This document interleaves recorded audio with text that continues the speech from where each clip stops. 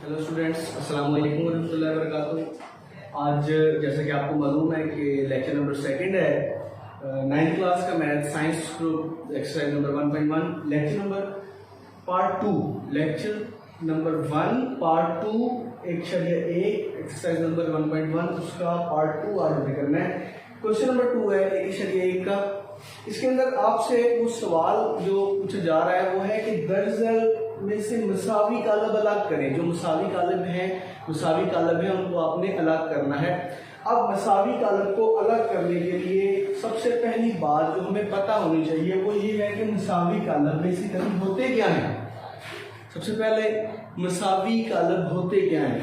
अब नाम से आपको वाज़ेह हो गया होगा, किसी हद तक आपको वाज़ेह हो चुका होगा कि मसावी जो है वो बराबर को कहते हैं। जहां पर बराबरी हो उसे मसावी कहते हैं। अब मसावी बराबर को कहते हैं, ठीक है, लेकिन हर जगह पर बराबर के मानी एक जैसे नहीं होते। कुछ कंडीशंस आपको, कुछ शराइत जो है वो रखी जाती हैं कालबों को बराबर करने के लिए। मैट्रिसेस को जब भी आपने बराबर करना है उसके लिए कुछ शराइत आपको रखी जाएंगी। मैं आपको यहाँ पर वो लिखवा देता हूँ। डेफिनेशन सबसे पहले बहुत जरूरी है।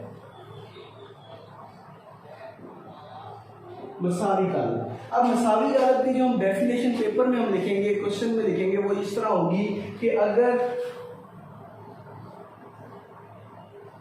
ए और बी कोई से दो कालब हों, अगर ए और बी कोई से दो कालब हों, मसलन एक कालब ए है एक कालब बी है। अब ये ए और बी कोई से दो कालब हैं, इन दोनों में से आपने बताना है। अगर ए और बी कोई से दो कालब हों तो वो बराबर होंगे।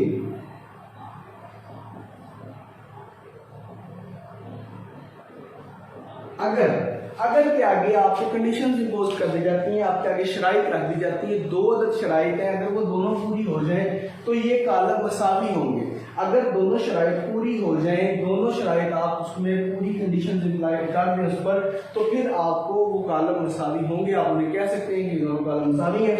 शर्त नंबर 1 ये है कि दोनों कालब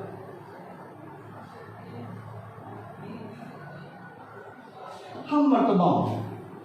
पहली शर्त मसावी कालब की वो ये होगी कि दोनों कालब ए और कालब बी दोनों हम मर्तबा होंगे, तो ये हम उसको मसावी कह सकते हैं। अगर दूसरी शर्त भी पूरी हो तो दूसरी शर्त उसकी ये है,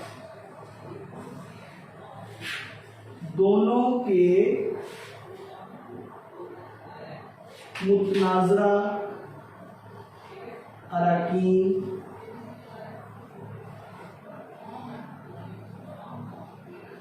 एक जैसे हो। दोनों के मुतनाज़रा अरकान एक जैसे हो, दोनों शराइत पूरी हो जाएंगी तो ये कालब आपके मसावी कालब होंगे। आप उनको इक्वल मैट्रिसेस कह सकते हैं। अब जो अभी तक हमने सबक पढ़ा उसमें ये है कि मसावी कालब की डेफिनेशन, अगर ए और बी दो कालब हो तो मसावी होंगे। अगर क्या जी, दोनों कालब हम मर्तबा हो, दोनों कालब हम मर्तबा हो और दोनों के मुतनाज़रा अरकान एक जैसे हों। अब यहाँ पर जो सबसे मुश्किल वर्ड आया स्टूडेंट्स के लिए, जो आपने पहले नहीं पढ़ा, वो लफ्ज है मुतनाज़रा अरकान। मुतनाज़रा अरकान बेसिकली यहाँ पर मैं आपको एक्सप्लेन कर दूंगा इस छोटी सी ब्लॉक में, कि अगर हम यहाँ पर एक मैट्रिक्स ए बनाते हैं, कालब ए बनाते हैं, उसमें हम एक रखते हैं, एंट्रीज रखते हैं 1 2 3 और 4, और जहां पर हम कालब बी बनाते हैं उसमें हम एंट्रीज रखते हैं 1 2 3 और 4। बेसिकली आपने मर्तबा कल पढ़ा था कालब का, ये बी 2/2 है, ये बी 2/2 है, लेकिन यहाँ पर मसला ये है कि ये मुतनाज़रा अरकान इनके एक जैसे नहीं है। मुतनाज़रा अरकान एक जैसे हो लेकिन यहाँ पर नहीं है, तो ये ए बराबर नहीं है बी के, कालब ए बी के बराबर नहीं है। क्यों नहीं है बराबर? क्योंकि यहाँ पर 1 है, उसकी प्लेसमेंट पे यहाँ पर भी 1 है, लेकिन यहाँ पर 2 है, इसका रुकन दूसरा रुकन 2 है, यहाँ पर इसका दूसरा रुकन 3 है। इसका मतलब ये हुआ कि मुतनाज़रा अरकान एक जैसे नहीं हुए, तो ये आपका कालब मसावी नहीं हो सकता। मुझे उम्मीद है कि आपको ये कंसेप्ट समझ आ चुका होगा। बाकी हम नेक्स्ट क्वेश्चन करेंगे, क्वेश्चन नंबर 2 एक्सरसाइज नंबर 1.1 का, तो आपका ये कंसेप्ट मजीद क्लियर हो जाएगा। ये सब चीजें आपने नोटबुक पे नोट कर लेनी है। आप जब की बुक का पेज नंबर 5 निकालेंगे, एक्सरसाइज नंबर 1.1 होगी, उस पर आपको सवाल लिखा हुआ मिलेगा। सवाल नंबर 2 मालूम करें कि मंदरजा ज़ैल में से कौन कौन सा कालब आपस में बराबर है, मसावी है। कौन कौन सा कालब आपस में मसावी है। अब यहाँ पर मसावी कालब के लिए उसने 1 2 3 4 5 6 7 8 9 10 कालब आपको दिए हैं। आपने फाइंड आउट करना है कि कौन सा कालब किसके मसावी है। यहाँ पर जो उसने कालब ए दिया है वो बराबर है 3 के। कालब ए में एक ही रुकन है, वो है 3। अब मैं यहाँ से फाइंड आउट करता चलूं जाऊंगा, बी में जो है वो 3 और 5 है, लिहाजा ये इसका मर्तबा इसका 1/1 है। सबसे पहले तो हमने वो कालब ढूंढना है जिसका मर्तबा 1/1 हो। यहाँ पर इसका मर्तबा 1/1 नहीं है, इस कालब का मर्तबा 1/1 है, क्योंकि दरमियान में अदद 2 ही हैं, लेकिन दरमियान में माइनस आने की वजह से ये एक रुकन है। ये आपने याद रखना है कि जब दरमियान में माइनस या जमा आ जाएगा तो वो 2 नहीं होंगे, वो एक रुकन होगा। मैं इसको सॉल्व करूंगा। अगर मैं इसको इस ब्लॉक में जाके सॉल्व कर दूं रकम वाली साइड पे, तो ये 5 - 2, इसको सॉल्व करने के बाद ये 3 हो जाता है। अब ये 3 हो गया, इसका मर्तबा कालब ए का मर्तबा 1/1, सी का मर्तबा 1/1। कालब ए के मुतनाज़ा अरकान में एक ही रुकन ए, सी में ए जो है वो भी 3 है और ए में भी 3 है। तो इसका मतलब ये हुआ कि कालब ए जो है वो बराबर है सी के, क्योंकि उसकी दोनों शराइत आपने पूरी कर दी है। मैं यहाँ पर टिक मार्क कर दूंगा ताकि इसका क्लियर हो जाए। इसके बाद आपके पास कालब बी है। बी में वो आपको बता रहा है कि एक कतार 2 कालम, मसलन इसका मर्तबा होगा 1/2। हमें ऐसा कालब चाहिए जिसका मर्तबा 1/2 हो, 1/2 हो। मैं यहां से स्टार्ट करता हूं, 1/1 है, 1/2 है, लेकिन 5 पहले है। मुतनाज़रा अरकान एक जैसे नहीं है, आप इसको क्लियर कर लें। डी बराबर है 5 और 3, बी बराबर है 3 और 5। यहां एक शर्त पूरी होती है, 1/2, 1/2, लेकिन दूसरी शर्त पूरी नहीं होती। जहां 5 है इधर भी 5 होना चाहिए था, मुतनाज़रा अरकान एक जैसे होने चाहिए थे, जो कि नहीं है, सो ये बराबर नहीं है। हम नेक्स्ट ट्राई करेंगे किसी और कालब के ऊपर, फाइंड आउट कर लेंगे। B, D is not equal to B. E जो है वो है ही 2/2 है, नहीं हो सकता। एफ जो है वो 2/1 है, एफ 2/1 है, वो भी नहीं हो सकता, मर्तबा एक जैसा नहीं है। ये भी 2/1 है, इसके बराबर नहीं हो सकता। 2/2 है, ये भी नहीं हो सकता। यहां पर हम इसको ट्राई कर सकते हैं। यहां पर आई को हम उसी ब्लॉक में सॉल्व करेंगे दोबारा। अगर तो ये हो गया I is equal to 3 2 + 3 and 5, इसका वही होगा 1/2,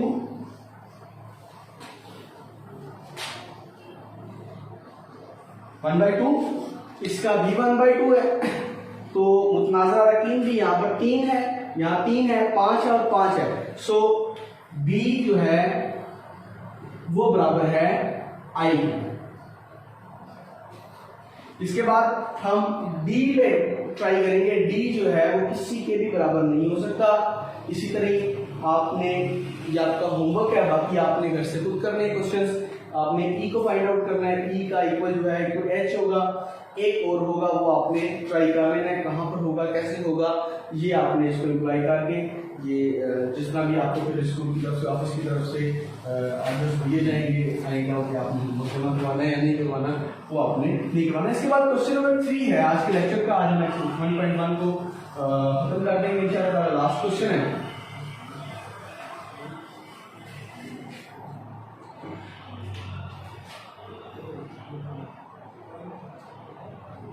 क्वेश्चन नंबर 3। इसमें आपने a + c, c - 1,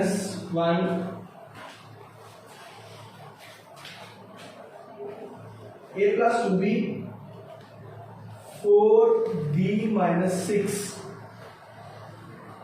is equal to 0 minus 7 3 2d। a मालूम करना है, b मालूम करना है, c मालूम करना है और d मालूम करना है। चार चीजें हमने यहां पर फाइंड आउट करनी है। तो सबसे पहली बात हम इस क्वेश्चन को देखेंगे। यहाँ पर जो ये इक्वल का साइन है ये इस क्वेश्चन की बुनियाद है। यहाँ पर ये बता रहा है कि ये कालम इस कालम के मसावी है, ये कालम इस कालम के मसावी है। और जब मसावी हो जाता है तो आपको भी थोड़ी देर पहले हमने पढ़ा है कि जब दोनों कालम मसावी हो जाते हैं तो उसकी क्रॉसपेंडिंग एंट्रीज एक जैसी होती है, मुतनाज़रा अरकान एक जैसे होते हैं। इसका मतलब ये हुआ कि हम यहाँ लिखेंगे मसावी कालमों की रू से। मसावी कालम जब होते हैं तो ये असूल मुरतब होता है, ये असूल लागू होता है उनके ऊपर कि a जमा c बराबर है 0 के, क्योंकि उसका मुतनाज़रा रुकन 0 है। फिर a जमा 2b बराबर है -7 के, फिर c माइनस 1 बराबर है 3 के और 4d माइनस 6 बराबर है 2d के। अब यहां पर हम इनके नाम हम फर्ज कर लेंगे कि नंबर 1 है, ये नंबर 2 है, ये नंबर 3 है और ये नंबर 4 है। हमारे पास चार इक्वेशंस आ गई हैं जिसमें से हमने a b c और d को फाइंड आउट करना है। एक्सरसाइज नंबर 1.1 का लास्ट क्वेश्चन है। अब यहाँ पर जैसे a प्लस c है, दोनों वैल्यूज हमें मालूम नहीं है, हम इसको नहीं कुछ कर सकते। आपने ये बात स्टूडेंट्स याद रखनी है कि जब आपके पास तीन चीजें ऐसी हो जो आपने फाइंड आउट, आपको पता हो चौथी चीज फाइंड आउट करनी हो तो आप कर सकते हैं। पांच चीजें हो उसमें से चार आपको मालूम हो तो पांचवी की वैल्यू आप वर्थ उसकी मालूम कर सकते हैं। लेकिन यहाँ पर दो चीजें हैं, दो आपके पास मुतगय्यरात हैं जो दोनों आपको मालूम नहीं है, तो आप इसको हल नहीं कर सकते, आप इसको छोड़ देंगे। फिर वक्त a प्लस बी, ये भी दोनों आपने मालूम करने हैं, आप इसको कुछ भी नहीं कर सकते, फिर वक्त छोड़ देंगे। यहाँ पर आप इसको फाइंड आउट कर सकते हैं। आप सबसे पहले मसावात नंबर 3 को सॉल्व करेंगे।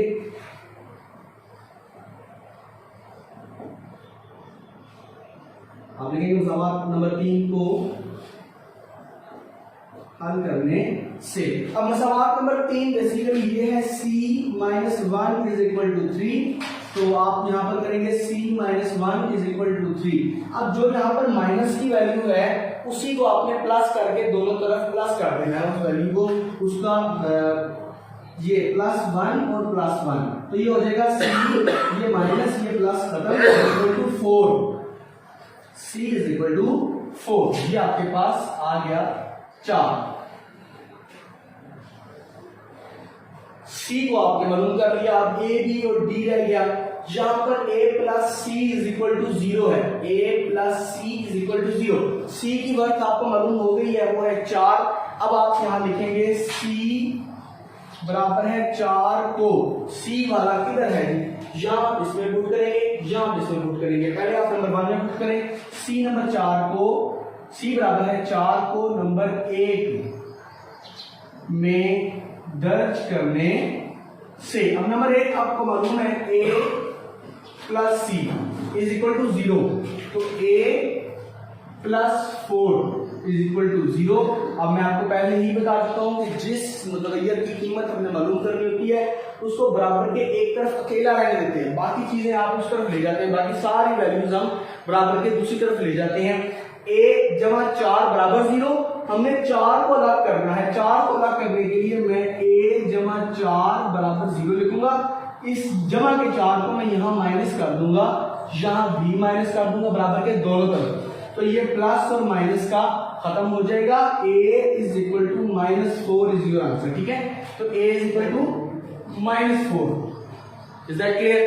ये आपका हो गया। अब इसके बाद आपके पास a भी हो गया, c भी हो गया। अब आपके पास रह गई दो रकमें, दो मुतगय्यरात जिनकी वैल्यूज आपने फाइंड आउट कर ली है, b और d।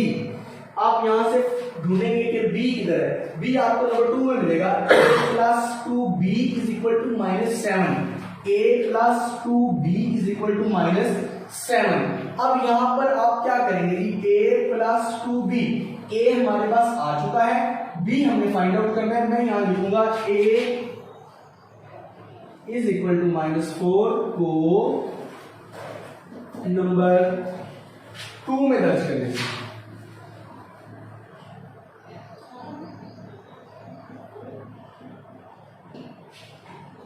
a बराबर है -4 को नंबर 2 में आपने दर्ज करना है। नंबर 2 आपके पास मौजूद है, a जमा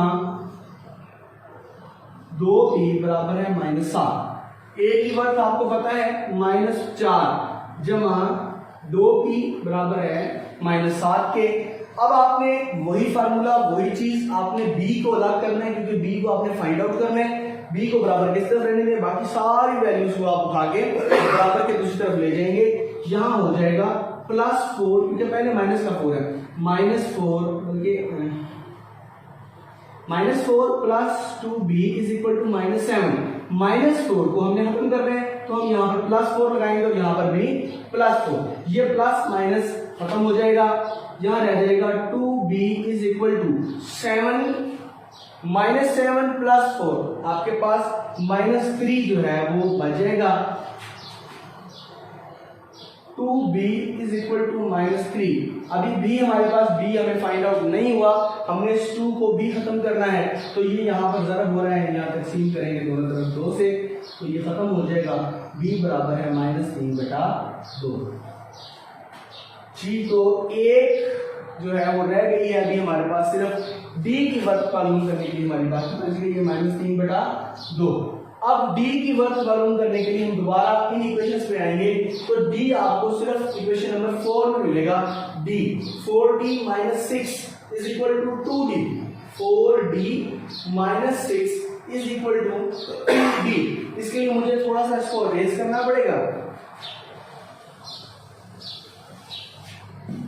मैं इसको यहीं पर लिख लेता हूं, सवाल नंबर 4 को हल करने से।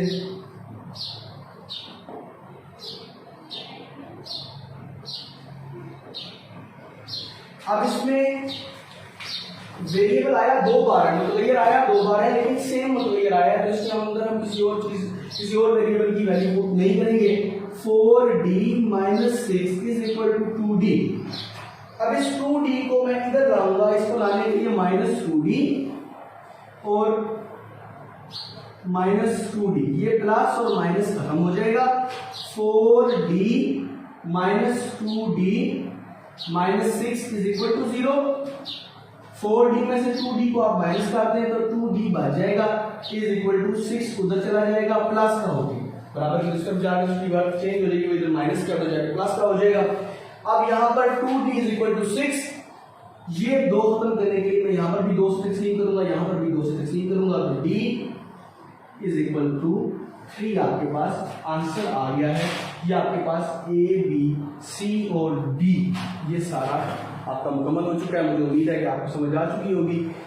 इसके साथ ही अल्लाह हाफिज़।